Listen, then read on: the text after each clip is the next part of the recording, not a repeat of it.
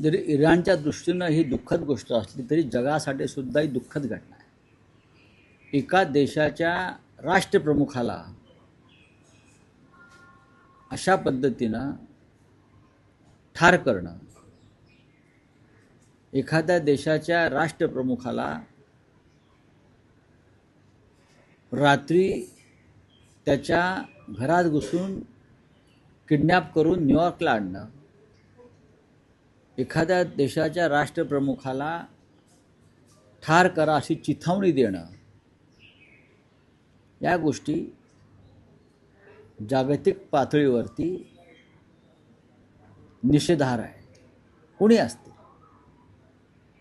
त्या देशातली सत्ता उलथून टाकण्याचं काम हे लोकशाही मार्गाने तेथील जनतेनेच करायला पाहिजे। उद्या नरेंद्र मोदी यांच्याविषयी प्रेसिडेंट ट्रम्पला वाटलं की मी ते सैन्य घुसवेन आणि नरेंद्र मोदींना उलथवून टाकेन, आम्ही होऊ देणार नाही। आम्ही त्यांच्या सत्तेचा पराभव लोकशाही मार्गाने करू। उद्या इस्रायलला वाटलं की मोदी आमचं ऐकत नाहीत आता आणि स्वतंत्रपणे निर्णय घेऊ लागलेले आहेत राष्ट्रहिताचे, म्हणून आम्ही त्यांच्यावर हल्ला करू, आम्ही हे एक देश म्हणून हे कदापि होऊ देणार नाही। पण जर इराणच्या बाबतीमध्ये अशा गोष्टी घडत असतील तर भारतासारख्या मोठ्या राष्ट्रानं त्याचा निषेध केला पाहिजे। खरं म्हणजे मोदी इतके मोठे नेते आहेत असं त्यांचे लोक मानतात की त्यांनी या युद्धामध्ये मध्यस्थता करून हे युद्ध थांबवायला पाहिजे होतं आणि इराणमध्ये किंवा गाझामध्ये जो नरसंहार सुरू आहे इस्रायलच्या माध्यमातून तो थांबवायला पाहिजे। एका मुलींच्या शाळेवरती हल्ला होतो आणि 200 लहान मुलींना ठार केलं जातं, याचं कौतुक इस्रायलला असेल, अमेरिकेला असेल, तर मानवतेच्या दृष्टिकोनातून भारतानं त्याचा निषेध करायला पाहिजे असं आमचं म्हणणं आहे। आम्ही एखाद्या युद्धात एखाद्या राष्ट्राची बाजू घ्या असं म्हणत नाही। भारताच्या सागरी हद्दीमध्ये नौदलाच्या संचलनासाठी प्रदर्शनासाठी आपल्या आमंत्रणावरून इराणचं नौदल इथे आलं, त्यांचं युद्ध नौका इथे आली, ही आमची जबाबदारी आहे। त्यांना सुखरूप परत पाठवणं, पाहुणे म्हणून जे आमच्याकडे येतात त्यांच्या सुरक्षेची काळजी घेणं आणि त्यांना पुन्हा घरापर्यंत पोचवणं ही यजमान देशाची भूमिका असायला पाहिजे। पण इराणच्या नौदलातली एक युद्ध नौका आमच्या विनंतीवरून, आमच्या आमंत्रणावरून भारतामध्ये येते, राष्ट्रपतीसमोर त्याचं संचलन होतं आणि जाताना हिंद महासागरामध्ये त्या बोटीवर अमेरिका हल्ला करते, इस्रायल हल्ला करते आणि ती बोट बुडवून 90 नौसैनिकांना नौदलाच्या इराणच्या ठार केलं जातं आणि त्याचासुद्धा भारताकडून निषेध होत नाही, हे सुद्धा दुःखद आणि धक्कादायक आहे। शोक व्यक्त करायला विलंब झालाय का? नक्कीच नक्कीच। जगानं अश्रू ढाळल्यावरती लोकलज्जेस्तव व्यक्त केलेले दुःख आहे, लोकलज्जेस्तव। पण भारताला आता कोणतंही राष्ट्रीय धोरण नाही, परराष्ट्र धोरण नाही आणि भारत कोणाचा तरी गुलाम म्हणून काम करतो की काय या नीतीत, हे आता फार चिंताजनक चित्र आम्हाला पाहावं लागतं। पण रावसाहेब, मध्यंतरी भारताने जो अमेरिकेशी ट्रेड बिल बिझनेस डील केलं, त्याचे जे काही त्यातल्या ज्या काही गोष्टी आहेत त्या आता समोर येत आहेत। कारण आता जो युद्धाचा परिणाम दिसतोय आणि कच्च्या तेलाचे दर वाढलेले आहेत, इंधन पुरवठा होणं कठीण बनलेलं आहे, अशा काळात रशियाशी करार किंवा रशियाकडून 30 दिवसांचा तेल साठा घेण्यासंदर्भात अमेरिकेनं भारताला परवानगी दिली। हो ना, तेच तर म्हणतोय ना, अमेरिका भारताला सांगते आहे की आम्ही तुम्हाला परवानगी दिली आहे रशियाकडून तेल घ्यायला, आम्ही नाही ठरवत आहोत। भारताला अमेरिका नाचवते आहे, नरेंद्र मोदी हे अमेरिकेचे कठपुतळे आहेत। अमेरिकेने जे त्यांच्या सेक्रेटरीने, फॉरेन सेक्रेटरीने जे ट्विट केलं आहे समाज माध्यमावर, ते आम्ही भारताला परवानगी दिलेली आहे, परवानगी गुलामांना देतात बरं का। परवानगी गुलामांना देतात. होय, आम्ही तुम्हाला आज परवानगी दिलेली आहे की तुम्ही हे खरेदी करू शकता, तुम्ही इथे फिरू शकता, तुम्ही यांच्याशी बोलू शकता. अशी परवानगी फक्त गुलाम राष्ट्रांना दिली जाते. गुलाम, मी पुन्हा पुन्हा सांगतो, अमेरिकेने परवानगी दिल्यामुळे आम्ही रशियाकडून तेल खरेदी करू शकतो. आम्हाला गरज आहे सध्याच्या युद्ध परिस्थितीमध्ये, म्हणून आम्हाला रशियाकडून तेल खरेदी करण्याची आमच्यामध्ये हिंमत नाही. अमेरिकेच्या मेहरबानीवरती आम्ही रशियाकडून तेल खरेदी करणार असू तर थूत तुमच्या जिंदगानीवर. पण राऊतसाहेब, या सगळ्या दुग्धजन्य परिस्थितीत किंवा जे काही सगळं सुरू आहे आखाती देशात, चीन आणि रशिया हे इराणच्या बाजूने उभं ठाकलेले दिसतात. हळूहळू बरचसा जगातले अनेक प्रमुख राष्ट्र हे युद्धखोरीच्या विरुद्धात उभे राहतील. आणि या जगामध्ये 2 देश युद्धखोर आहेत ज्यांनी इराणवर हल्ला केला. भारतानं कायम शांततेचा संदेश दिला, पंचशिलाचा मार्ग स्वीकारला, पंडित नेहरूंचा तटस्थतेचा मार्ग स्वीकारला. आणि भारताला सुद्धा भविष्यामध्ये ह्याच मार्गाने जावं लागेल. कारण ज्या पद्धतीनं भारताचं नेतृत्व या सगळ्या प्रकरणात चूप आहे, याचा अर्थ या युद्धखोर लांडग्यांविरुद्ध उभं राहायची त्यांच्यामध्ये हिंमतच नाही.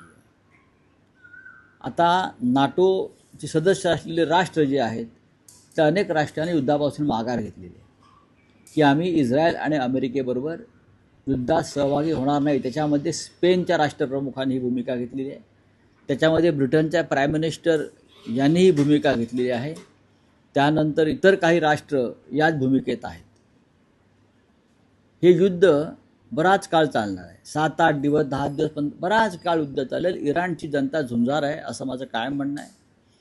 त्यांना एक फार मोठी परंपरा आहे शेकडो वर्षाची, आणि त्याचे परिणाम भविष्यामध्ये भारताला भोगावे लागतील असं मला सारखं आम्हाला वाटतं आहे.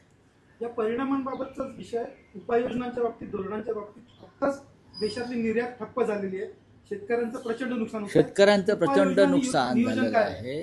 त्यानंतर निर्यातीवरती फार बंधनं आलेली आहेत. आमचं शेती उत्पादनं, आमचं फळफळावळ, आमचं इतर काही अनेक गोष्टी, कपडा, बरं का, टेक्स्टाईल, या सगळ्या गोष्टींवरती बंधनं आलेली आहेत. आणि ह्याच्यावरती सरकारकडे कोणतीही भूमिका या क्षणी नाही.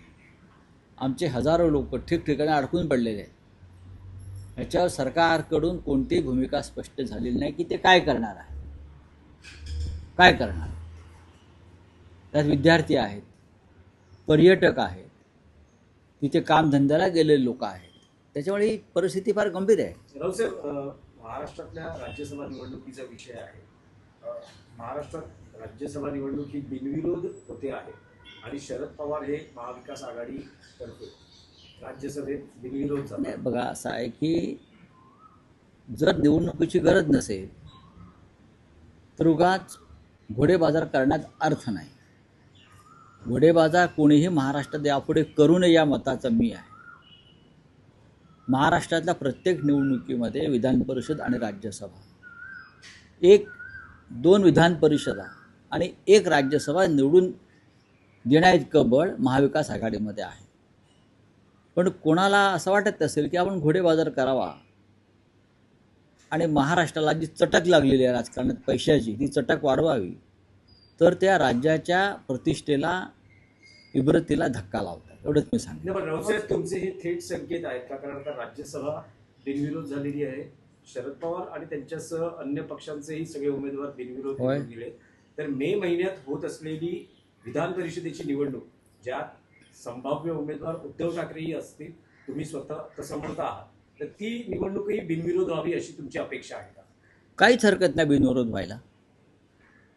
आम्ही दोन्ही 3 लोक मिळून आणि इतर आमचे मग समाजवादी पार्टी किंवा डावे पक्ष वगैरे असे मिळून आम्ही साधारण 50च्या दरम्यान आम्ही आहोत. आणि जर ते आकडे जुळत असतील तर एक काय आम्ही 2 विधान परिषदा आपण विरोधी पक्ष जिंकू शकतो. तर अशा परिस्थितीमध्ये सरकार पक्षाकडे 5वी बहुमत आहे. त्यांनी महाराष्ट्रामध्ये घोडेबाजार करू नये दिल्लीच्या सूचनेनुसार.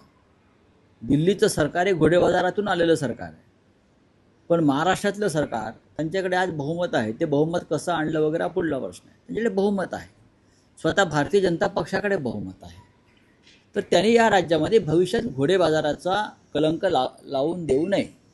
चला, राज्याचा अर्थसंकल्प सादर होईल. या काय अपेक्षा आहेत निवडणुकीतला अर्थसंकल्पात? आणखी एक प्रश्न आहे की सर्वांनाच आश्चर्य देणारी उमेदवारी म्हणजे शिंदे शिवसेनेतून आलेली आहे. अनेक नावं म्हणजे राहुल शेवाळे, शायना एनसी वगैरे अशी सगळी नावं सुरू असताना एकनाथ शिंदे यांनी ज्या कार्यकर्त्या आहेत प्राध्यापिका ज्योती वाघमारे यांना उमेदवारी दिली.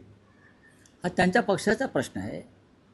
त्यांच्या हायकमांडनं त्या गटाच्या जर काही निवड केली असेल तर तो त्याच्यावरती मी मत व्यक्त करणार नाही. पण जर एखाद्या सामान्य कुटुंबातल्या कार्यकर्त्याला, हां, दलित शोषित कुटुंबातल्या कार्यकर्त्याला महत्त्वाचं पद मिळत असेल तर तो कोणत्याही पक्षाचं जरी असेल तरी त्याचं स्वागत करण्याची भूमिका ही कायम आम्ही घेतलेली आहे. ठीक आहे, आमचे राजकीय मतभेद आहेत, पण एक सामान्य कार्यकर्त्याला जर एखादं पद मिळत असेल तर त्याचं स्वागत हे खुल्या दिलानं करायला पाहिजे. आता तुम्ही ज्या ज्योती वाघमारेचं नाव घेताय त्या आमच्यावर सतत टीका करतात, अपशब्द वापरतात, असं मी ऐकलं आहे. मला लोकांनी सांगितलं. म्हणजे ठीक आहे, ही त्यांची संस्कृती व त्यांच्या पक्षाचा संस्कार असेल, पण तरी त्या एका सामान्य कुटुंबातल्या आहेत. त्यांच्या पक्षानं त्यांना उमेदवारी दिलेली आहे. त्यांनी महाराष्ट्रातल्या तळागाळातील शोषितांसाठी काम करावं, एवढंच मी सांगेन. आनंदराव अडसूळांनी तीव्र नाराजी उघडपणे व्यक्त केली. तिथं फसवणुकीची भावना व्यक्त करतात. ते म्हणतात की मला राज्यपालाचं आश्वासन दिलं होतं आणि आता देखील मला डावललं गेलं, अशा प्रकारची भावना ते उघडपणे. चुकीचं आहे, तसं नाही आहे. माझ्या माहितीप्रमाणे शिंदे गटाला राज्यपालापेक्षाही अमेरिकेचं हायकमिशनर, अमेरिकेत आणि फ्रान्समध्ये आम्ही तुम्हाला 2 हायकमिशनरची पदं देऊ, तुम्ही माणसं निवडून आमच्याकडे पाठवा. हायकमिशनर फार मोठं पद, अमेरिका आणि फ्रान्स असं काहीतरी ते आहे. राज्यपाल वगैरे फार लहान पद आहे. फडणवीस आज राज्याचा अर्थसंकल्प चांगला आहे, त्याने उत्तम अर्थसंकल्प सादर करावा, शेतकऱ्यांना कर्जमाफी द्यावी.